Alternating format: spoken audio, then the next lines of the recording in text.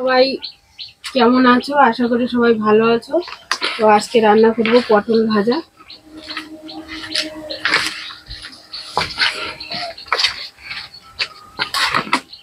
প্রথমে লবণ হলুদ মাখিয়ে নেব।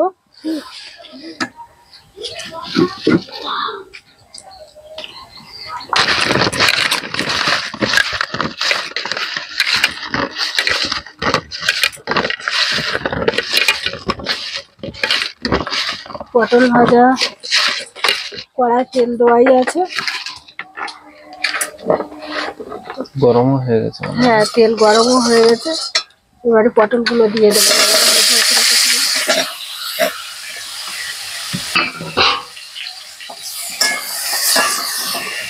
পাখিটা একটু ঠিকঠাক দোল ফেলে, অনেকদিন জ্বালানো হয়নি। হ্যাঁ,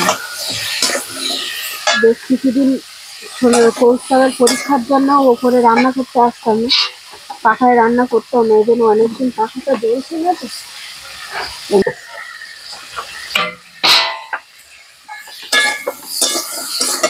পৌষাব তো পটল ভাজা খেতে খুব ভালোবাসে, এই জন্য একটু পটল ভাজা করছি। সামান্য পটলটা একটু জল দেবো সেদ্ধ হওয়ার জন্য, সামান্য দিতে গিয়ে বেশি পড়ে গেল।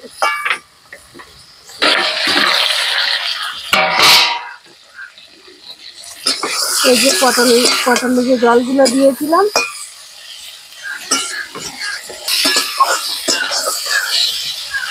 এবারে কড়ার চারিপাশে একটা একটা করে ফুলিয়ে দেওয়া, দিলে ভালোভাবে ভাজা ভাজা হয়ে যাবে।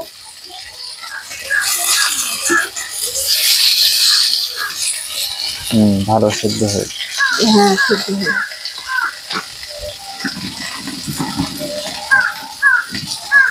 তো এই যে আমার পটল ভাজা কমপ্লিট, সুন্দর করে দেখা যাচ্ছে, সুন্দর ভাজা হয়ে গেছে। এবারে তুলে নেবো পটল।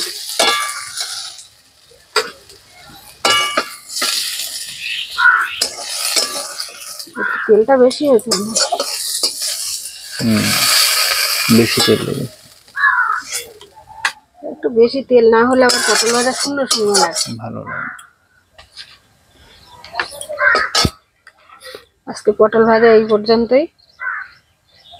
এবারে খাওয়া দাওয়া করবো।